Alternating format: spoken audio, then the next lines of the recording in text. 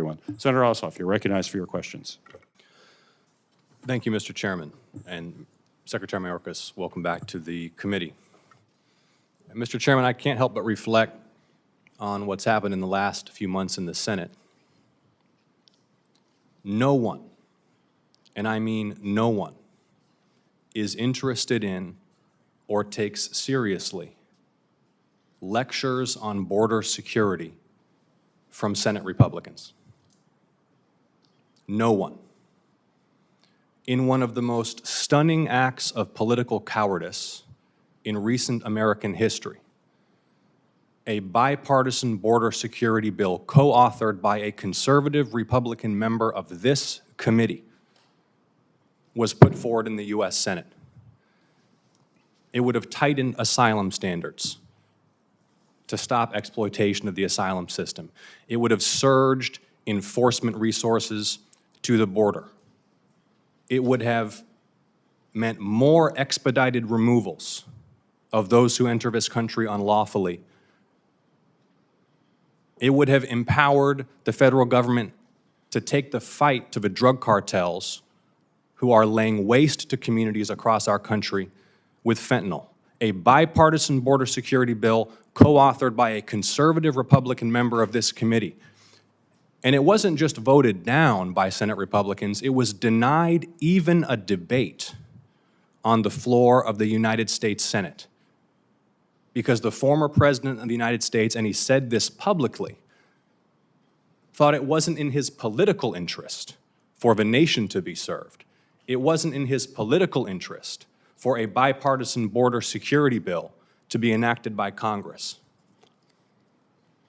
The American people are smart. So all of the performative chest pounding today on border security is utterly disingenuous. When Senate Republicans abrogated their basic governing responsibility and refused even to let us debate and amend that bipartisan border security proposal, the American people see that and understand that.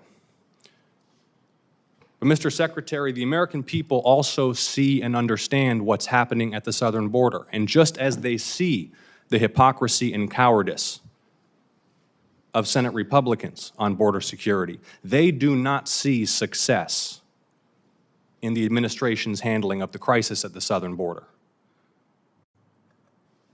And I wonder if you have reckoned fully with the fact that you do not have a good faith partner in the minority party in Congress willing to work with you to advance bipartisan border security legislation. You are going to have to rely on your authorities, and it is past time to do so. So to the extent you have additional legal authorities that you can responsibly deploy to control this unacceptable crisis at the southern border that threatens our national security, it is long past time to do so. And that brings me to the budget request, because I can't understand this, Mr. Secretary. It's a $3 billion decrease from fiscal year 24 for CBP. You agree, I presume, that the situation of the southern border is a serious threat to U.S. national security? I do, Senator. We and that CBP personnel are essential to tackling this crisis, Mr. Secretary. Most certainly. And the President recently commented publicly that there were not sufficient Customs and Border Patrol officers and agents at the border, correct?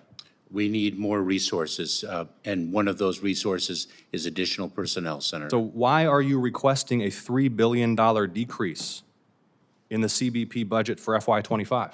Senator, the construct that we have proposed is a baseline budget plus a $4.7 billion contingency fund, and I am not certain that you are accounting for that $4.7 billion contingency fund in the gross amount that we are requesting for fiscal year 2025.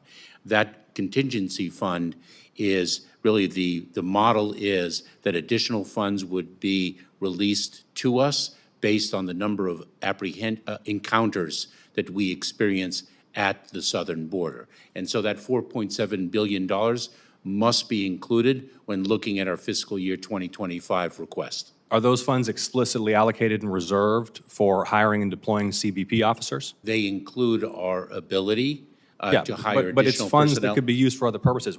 I cannot, this is an insufficient request of the U.S. Congress, given the severity of what we're facing at the southern border. I would be very, very pleased to work with this committee and the Congress on increasing the resources above and beyond that which has been requested. So given the Senator, urgency of the need, why did you not request more funding for Customs and Border Patrol? Senator, we work within the context of the Fiscal Responsibility Act. We continue to believe that the extraordinary resources that would have been delivered under the Senate's bipartisan legislation would have been transformative, not only in the provision of resources, but in the delivery of authorities that we currently do not have. And I agree with you, but President Trump killed the bill for political reasons, and it's gone. You don't have a good faith partner in the minority here. Only you, through the funds that you request and use from the Congress in the appropriations process, and by using those authorities that there's discussion of you exercising, only you have the power to address this crisis, and I urge you to act with utter urgency to do so. Thank you, Mr. Chairman. Thank you, Senator Ossoff. We will now take a break, and then when we come back, Senators Blumenthal and Sinema will still be allowed their first round questions, and then it's my intent to then go into second round for those members who come back for a second round. But we now stand